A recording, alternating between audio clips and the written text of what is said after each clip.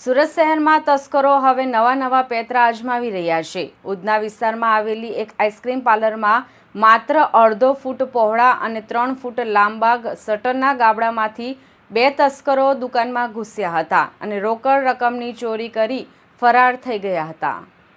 ઉધના વિસ્તારમાં વેલકમ પાન સેન્ટરની બાજુમાં ભોલેનાથ આઈસ્ક્રીમ નામની દુકાન આવેલી છે। મોડી રાત્રે 2 અજાણ્યા તસ્કરો આ દુકાનને નિશાન બનાવવા આવ્યા હતા। સામાન્ય રીતે ચોર આખું શટર ઉંચકતા હોય છે, પરંતુ આ કેસમાં તસ્કરોએ શટરના નીચેના ભાગે માત્ર અડધો ફૂટ પહોળું અને 3 ફૂટ લાંબુ ગાબડું પાડ્યું હતું।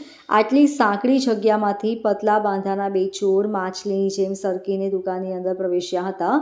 દુકાનમાં લાગેલા સીસીટીવી કેમેરામાં ચોરીની સમગ્ર ઘટના કેદ થઈ ગઈ હતી। ફૂટેજમાં જોઈ શકાય છે કે બંને તસ્કરોએ ઓળખ છુપાવવા માટે હુડી પહેરી હતી।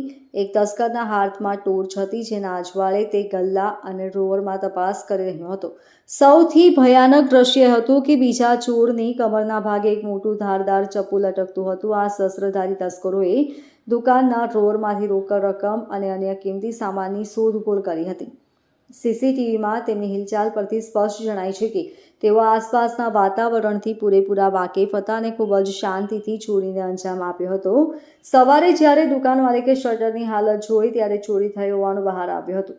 તાત્કાલિક ઉધના પોલીસને જાણ કરવામાં આવતા પોલીસ કાફલો ઘટના સ્થળે દોડી આવ્યો હતો।